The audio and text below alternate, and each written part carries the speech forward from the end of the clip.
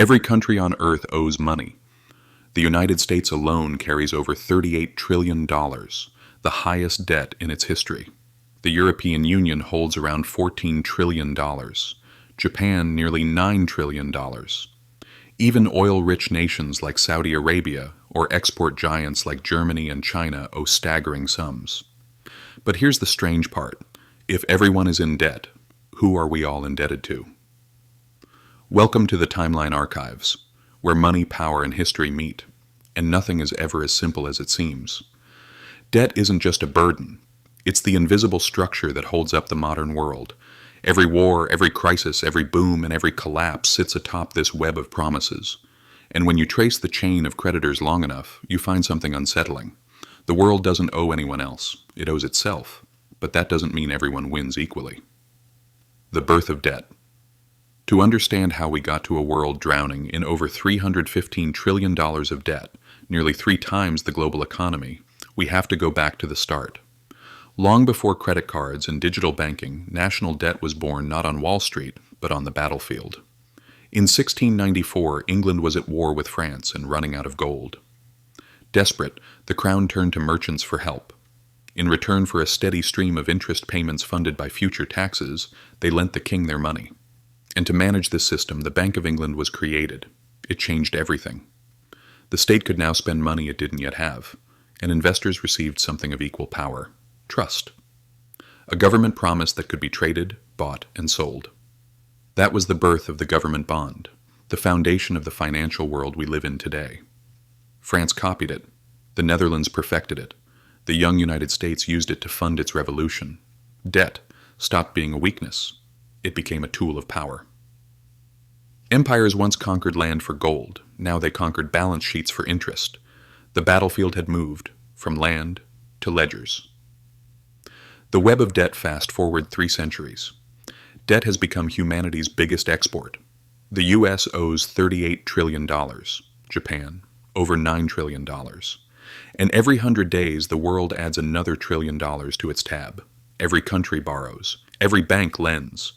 Every citizen, through taxes, savings, or pensions, is both a debtor and a creditor. So, who's holding the other end of the rope? Let's look at the United States. Half of its debt is held by investors. About 2/3 of those are Americans: banks, pension funds, and the Federal Reserve itself. The remaining third, around $9 trillion, is foreign-owned. Japan holds the most, followed by China, the UK, Luxembourg, and Belgium. So yes, the U.S. owes China money, but only about 2% of its total debt. Most of America's debt is owed to Americans. The Treasury issues bonds, banks buy them, the Fed buys them back, creating new dollars in return. Taxes fund the interest. The system loops endlessly. The debt is real, but the creditor is often just the mirror image of the debtor. And this isn't just America, it's global. Japan lends to the U.S. The U.S. lends to Europe. Europe lends to developing countries. And those same nations park their reserves back into Western bonds. A worldwide circle of promises. Everyone owes someone, and everyone's promise is backed by another promise. It's a financial game of hot potato, where the only rule is, don't stop playing. Dash, dash. The invisible power. Behind this web sit the real power brokers, the markets-hedge funds, pension giants, central banks. They decide who can borrow cheaply and who pays a premium for survival. Lose their confidence, and your currency collapses, your government falls, your economy burns overnight. Democracy decides who governs. Markets decide who survives. And the modern high priests of this system? Central banks. They don't just manage debt, they create it. When the Fed or the European Central Bank buys bonds, new money is born. Every dollar in existence represents debt somewhere else. There is no debt-free money, only debt we believe in. As long as confidence holds, the machine runs. When confidence breaks, it crashes. The loop that never ends. When governments borrow, they rarely plan to repay, they just refinance, issuing new bonds to cover the old. It's not conspiracy, it's policy. Debt today isn't meant to end, it's meant to circulate, forever.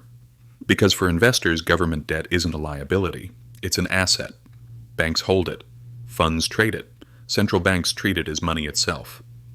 If a country like the US ever tried to pay off its entire debt, the global economy would collapse overnight.